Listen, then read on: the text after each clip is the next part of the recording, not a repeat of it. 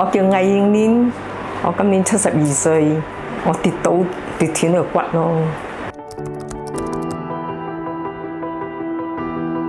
跌到個大髀骨個臼嗰度啊，跟住我咪上床休息下啦，我先生扶我上床休息下，咁都係好痛，咁我哋啊 call 車嚟載我去個醫院嗰度睇下咯。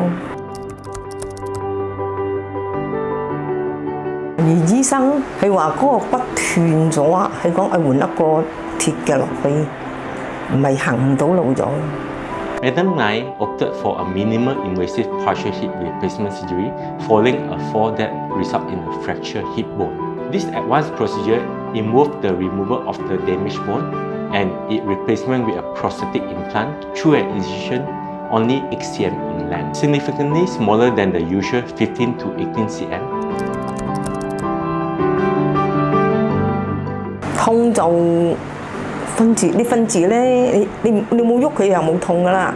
我就做下運動啊，少少咁喐下佢，或者起身上下廁所啊咁樣，佢都會痛噶啦。Madam Ngai has made a remarkable stride in her recovery.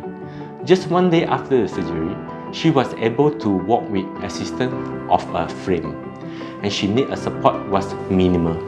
By the end of the first week, she had resumed her daily activity with remarkable ease.